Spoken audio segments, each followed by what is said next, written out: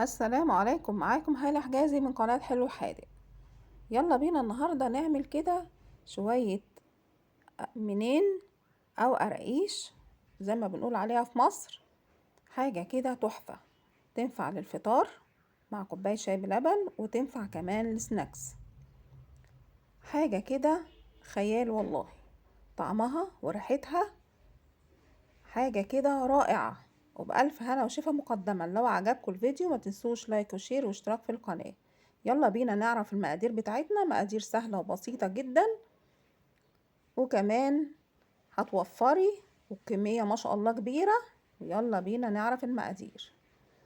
احنا النهاردة معانا كيلو دقيق، ومعانا ده شمر وينسون واخدينه كده تقلبتين على النار، معلقتين كبار، ومعانا معلقتين كبار سمسم، معلقة معلقة كبيرة بيكنج باودر، وباكو خميرة فورية، ومعايا معلقتين نشا،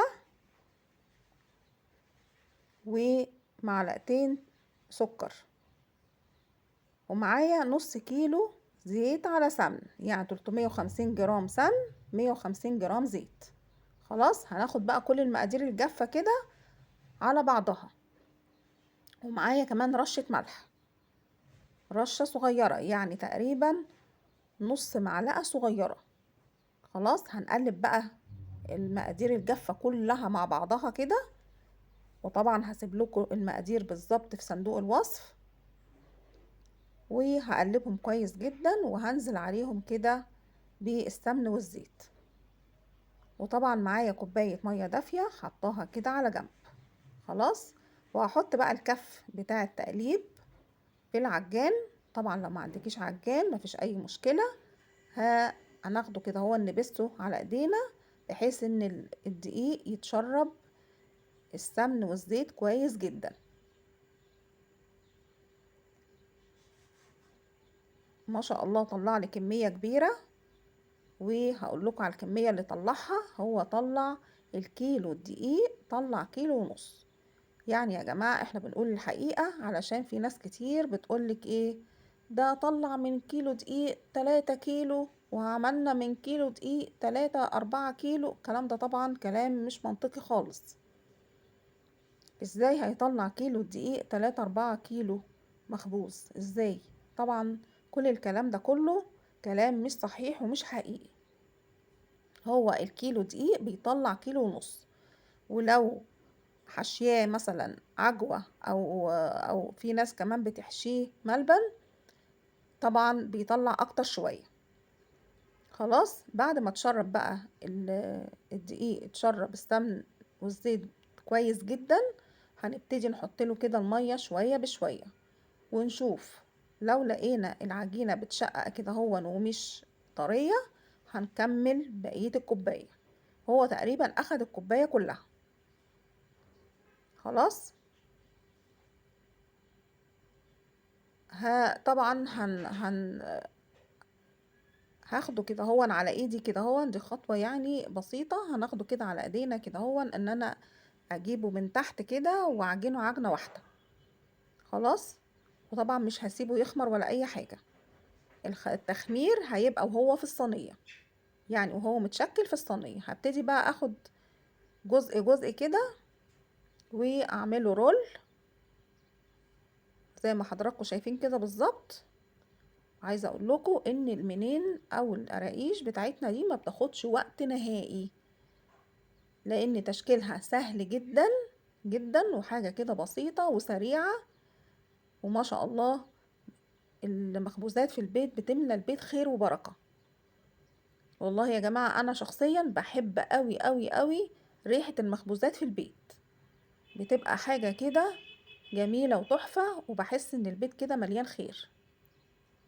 خلاص، بعد ما اعمل قطعة العجينة بتاعتي رول زي ما حضراتكم شفتوا كده، هبتدي ابططها كويس جدا وافردها، وبعدين اقطعها بالشكل اللي انتوا شايفينه دون، عبارة عن صوابع كده. طبعا التشكيل دون يرجع لك. طبعا لما بلاقي حاجة مش منتظمة ومش عجباني برجعها تاني واعجنها مرة تانية، اشكلها يعني مرة تانية. خلاص، وزي ما قلت لكم التشكيل دون يرجع لكم انتوا. عايزة تشكليه مدور، اوكي مفيش اي مشكلة. هو ده الطبيعي ان احنا بنشكله بالشكل دون، وهو ده اللي احنا معتادين عليه من زمان، واللي كمان بنشتريه بنفس الشكل كده من المخابز.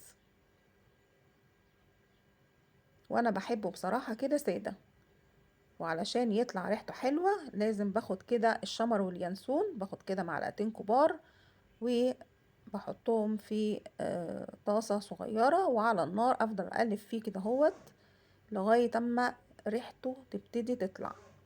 وكمان بروح واخداه في الطحان كده، طحناه طحنة واحدة بس، يعني بحيث ان هو يبقى مجروش، اجروشه كده علشان يديني طعم وريحة حلوين. خلاص، وبضيفه على الدقيق. خلاص انا كده طبعا شكلته، هسيبه بقى في الصينية كده تقريبا ساعة لغاية ما شاء الله اما يخمر، واكون مشغلة الفرن على درجة حرارة 180 وهحطه في الفرن. ما بياخدش وقت في الفرن، هو تقريبا ربع ساعة وبيبقى زي ما حضراتكم شايفينه كده بالظبط. بصوا واخد لون حلو قوي من فوق، لون فاتح كده من فوق واللون ذهبي من تحت، وما شاء الله كان تحفة، ريحة وطعم وطبعا توفير. انت طبعا لما تحسبي التكاليف اللي انت حطيتيها، اللي انت يعني حطيتي بقى مقاديرك وحسبتي ان انت هتشتريه بكام من بره، هتلاقيه موفر جدا، وحاجة كده للولاد ولينا وكلنا بنحبه، وحاجة كده هتبقى رائعة، وبألف هنا وشفا مقدما. ما شاء الله كان تحفة، وادي الكمية كلها اللي انا طلعتها، الصينيتين اللي حضراتكم شفتوهم دول بالظبط. ما شاء الله الكمية كانت كبيرة، وطعمه تحفة وناعم وحاجة كده من الاخر. وبعدين ما ضفناش لا لبن ولا اي حاجة خالص، يعني احنا عجنينه بمية، وده تقريبا احسن حاجة. المية في المخبوزات ان هو بتطلع لك المخبوزات هشة، وبتبقى جميلة جدا، احلى من اللبن كمان. وبألف هنا وشفا مقدما. لو عجبكم الفيديو ما تنسوش لايك وشير واشتراك في القناة. وبصوا، وده شكله من جوه هش ورائع جدا، وبألف هنا وشفا مقدما، وسلام عليكم.